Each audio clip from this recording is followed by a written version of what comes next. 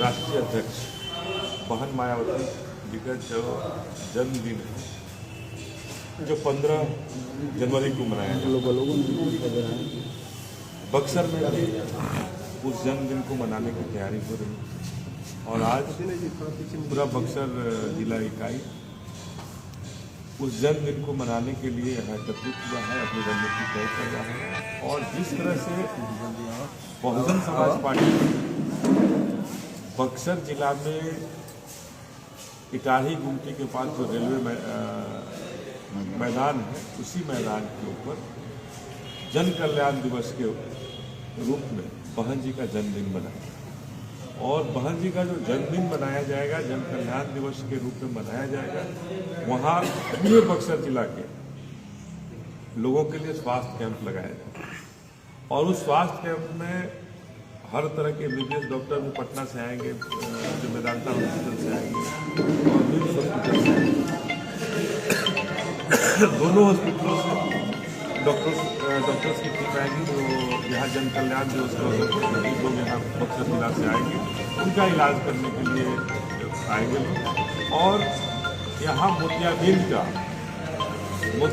का जो आँखों में जो मोतियाबिंद होता है, सबसे ज़्यादा लोग उससे प्रताड़ित होते हैं, गांव के अंदर नहीं लोग इलाज करा पाते हैं, उसका भी व्यवस्था यहाँ होगा।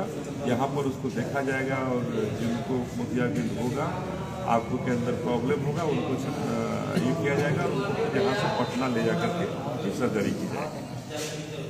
तो जन कल्याण दिवस के अवसर पर ये सारी तैयारियाँ हो रही है। हेल्थ कैंप लगेगा और एक बहुत बड़ा हेल्थ कैंप लगा करके बहुजन समाज पार्टी अपने बहन जी का जन्मदिन को एक ऐतिहासिक ढंग से मनाने का काम करेगा। और हेल्थ कैंप लगाने की जरूरत बहुजन समाज पार्टी को आज़ादी के 76 साल 77 साल के बाद भी जरूरत पड़ रही है।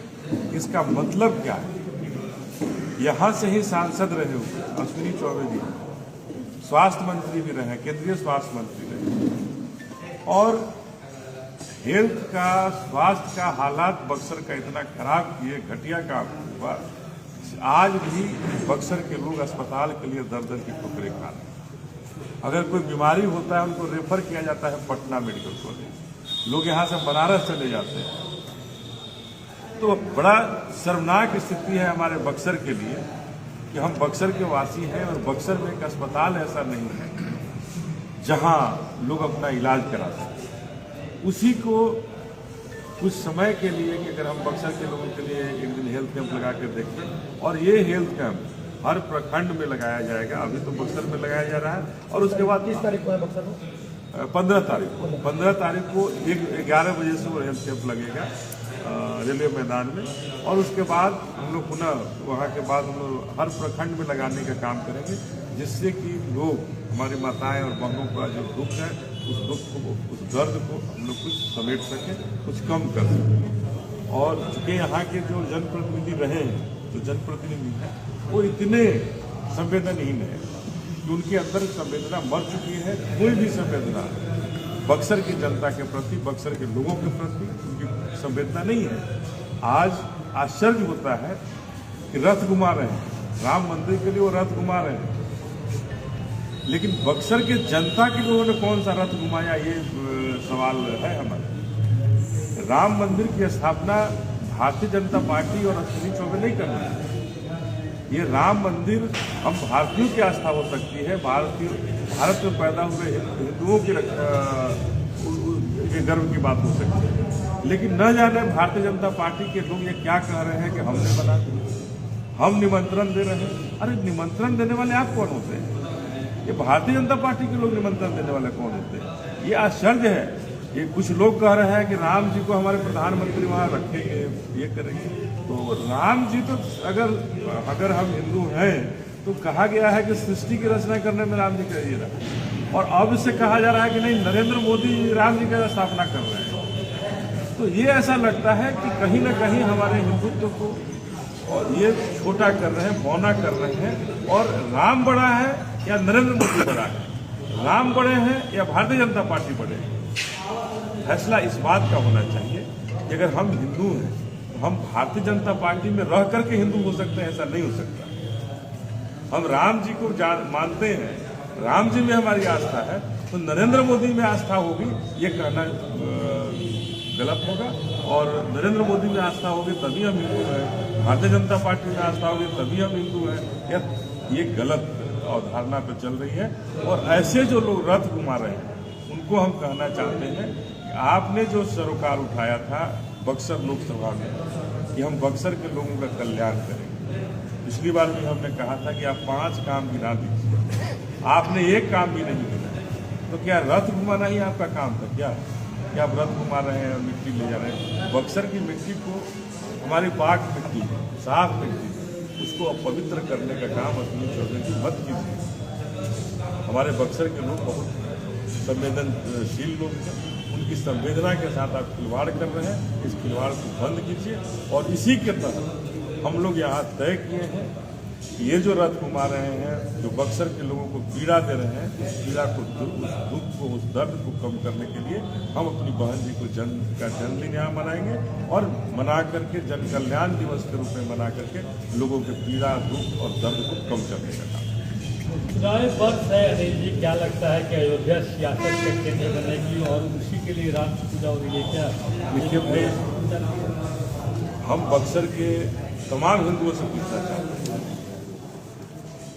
कि हिंदुओं में अगर शंकराचार्य ही अगर बड़े माने जाते हैं, शंकराचार्य ही मठाधीश माने जाते हैं, तो चारों शंकराचार्य तो विरोध किए इसका। चारों शंकराचार्य ने कहा कि अधूरे मंदिर का उद्घाटन नहीं होना चाहिए। जिस मंदिर का शिष्ट नहीं बना हुआ है, पूरा नहीं हुआ है, उस मंदिर का उद्घाटन नहीं होना चाहिए। तो क्या ये मंदिर, राम मंदिर, हमारे भारत के लिए और भारत के हिंदुओं के साथ आस्था के साथ खिलवाड़ नहीं हो रहा है? ये आस्था के साथ खिलवाड़ है, मजाक है, इसका राजनीतिकरण बंद होना चाहिए। नैया राम पार लगा देंगे इस बार बीजेपी की 24 की नैया है।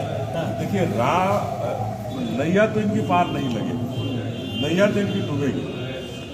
ये जिस तरह से हिंदुओं के अस्तित्व के, हिंदुओं की संवेदना के साथ खिलवाड़ कर रहे हैं, निश्चित रूप से इनकी नैया डूबेगी। और बहन जी जिस मजबूती के साथ मैदान में उतरी है और जिस मजबूती के साथ पूरे भारत में अपना दम दिखा रही है, निश्चित रूप से भारतीय जनता पार्टी की नैया वो डुबोएंगी और डुबो करके बहुजन समाज पार्टी का वर्चस्व बनेगा। सर, जिस तरह से इंडिया गठबंधन की बात कर रहे हैं, एनडीए गठबंधन की बात कर रहे हैं, तालमेल को लेकर के जिस तरह से खींचा चल रही है या हमारे कुछ बयान जिस तरह से आ रही है, क्या कहेंगे 2024 को लेकर के जिस तरह दोनों गठबंधन का नुकसान बचा हुआ? देखिए, दोनों गठबंधनों के बारे में मैंने पहले भी कहा है कि ठगबंधन, ये गठबंधन नहीं है, ये ठगबंधन है। ये लोगों के आस्था के साथ खिलवाड़ है, एक दूसरे को गाली देते हैं, फिर उनके साथ चिपक जाते हैं वोट गिराई। अगर हमारा मन नहीं मिलता है तो कैसा गठबंधन? तो केवल सत्ता के लिए गठजोड़, सत्ता का गठजोड़ कभी भी जनता के हित में नहीं हो सकता है और जनता को आगे नहीं बढ़ा सकता। आज वही हो रहा है। ये जो गठजोड़ कर रही है भारतीय जनता पार्टी हो या कांग्रेस के लोग जो है गठजोड़ जो कर रहे हैं, ये दोनों ही गठजोड़ भारत की जनता के लिए, भारत के लोकतंत्र के साथ खिलवाड़ है और लोकतंत्र को खत्म करने के एक रास्ते पर जा रहा है। सफाया हो जाएगा निश्चित रूप से भारतीय जनता पार्टी का इस पर सफाया होगा। राम मंदिर को लेकर, राम को लेकर विवादित बयान देखिए, कर रहे हैं या क्या कर रहे हैं? मैं ये कहना चाहता हूँ कि जिनकी जहाँ आस्था है, उस आस्था के साथ किसी को भी खिलवाड़ करने का अधिकार भारत में नहीं है, संविधान में भी नहीं। चाहे हम जिस धर्म को मानते हैं, जिस भगवान को मानते हैं, मजहब को मानते हैं, अल्लाह को मानते हैं, तो हम जहाँ मानते हैं उस आस्था के साथ किसी को भी खिलवाड़ करने का अधिकार भारत के संविधान में नहीं है। अगर कोई कर रहे हैं वो गलत कर रहे हैं। हम बाबा भीम को मानते हैं, हमारे भगवान बाबा भीम हैं जिन्होंने हमें बहुजन समाज को सब कुछ की आज़ादी दिलाई। तो हम जिसको मानते हैं, भारत के लोग जिसको मानते हैं, उसके आस्था के साथ किसी को भी खिलवाड़ मजाक करने का अधिकार नहीं है। और अगर कोई कर रहे हैं, अगर कोई राम को ही अपना सब कुछ मानते हैं, तो किसी को उसमें नहीं खिलवाड़ करनी चाहिए। राम खराब नहीं हो सकता। जो कल्पना की गई है वो उस राम की कहीं खराब नहीं कहा जा सकता है। अगर किसी की आस्था है राम के अंदर, किसी की आस्था शिव के अंदर है, तो आस्था उनकी है, उनकी रहनी चाहिए। उसके साथ कि नहीं ऐसा नहीं हो सकता है, ये कहना निश्चित रूप से गलत है और संविधान है। फिलहाल आज एक नेता ने कहा कि जो सरयू नदी बह रही है बौद्ध भिक्षुओं की सिर काटने के कारण वो नदी बहा, यहाँ तक विवादित बयान दिया। देखिए ये सब तो क्या कहिएगा, ऐसा विवाद अगर नदी में अगर खून से ही लाल होना चाहिए था ना, फिर पानी क्यों आ रहा और कब कटा गया था, कब काटा गया था, बौद्ध भिक्षु कब थे वहाँ और उनका सर काटा गया तो आज तक पानी क्यों आ रहा है, खून ही रहना चाहिए था। तो ये सब ऐसे नेताओं पर कार्रवाई होनी चाहिए, निश्चित रूप से ऐसे नेताओं पर कार्रवाई होनी चाहिए और ऐसे नेताओं को केवल मीडिया में बने रहने का एक बीमारी है कि कुछ हम अनर्गल बयान दे देंगे, मीडिया में बने रहेंगे, मीडिया में लोग उनको दिखाते रहेंगे, छापते रहेंगे और हमारा नाम होता रहेगा। ये एक स्टंट है और उसी स्टंट पर ये लोग काम करते हैं। अनिल जी, आपने अश्विनी चौबे पर आरोप लगाया कि उन्होंने विकास नहीं किया, आपकी चुनावी वर्ष आप मैदान में हैं, आपका एजेंडा क्या होगा विकास? देखिए हमारा और हमारी पार्टी का मुख्य मुद्दा है कि विकसित बक्सर। आज अगर आज़ादी के 75 साल गुजर जाने के बाद, 76 साल गुजर जाने के बाद अगर आज भी बक्सर में कॉलेज हमारे बच्चों के लिए नहीं है, आज भी अगर हमारे बच्चों के लिए हमारी जनसंख्या इतनी बढ़ी, कॉलेज एक ही कॉलेज रह गया और कॉलेज का निर्माण नहीं हो पाया, पूरे बक्सर जिला में नहीं हो पाया, इसके लिए कौन जिम्मेदार है? अगर बक्सर में कोई उद्योग धंधे आज़ादी के 76 साल बाद लगातार भारतीय जनता पार्टी के लोग यहाँ सांसद बने रहे, आरजेडी को भी एक बार मौका तो लगातार सांसद बने रहने के बाद भी अगर हम बक्सर को विकसित नहीं करेंगे तो इसके लिए कौन जवाब? उद्योग धंधे नहीं, बक्सर के लोगों का रोजगार नहीं हम दे सकते, बक्सर के लोग यहाँ बाहर जाने पर मजबूर हैं, इसके लिए जिम्मेवार हम लोग, इसके लिए जिम्मेवार यहाँ तो जनप्रतिनिधि वही हो सकता है ना। निश्चित रूप से अश्विनी चौबे 10 साल से हैं यहाँ, जवाबदेह हैं, उनको इस बात का उचित जवाब देना चाहिए।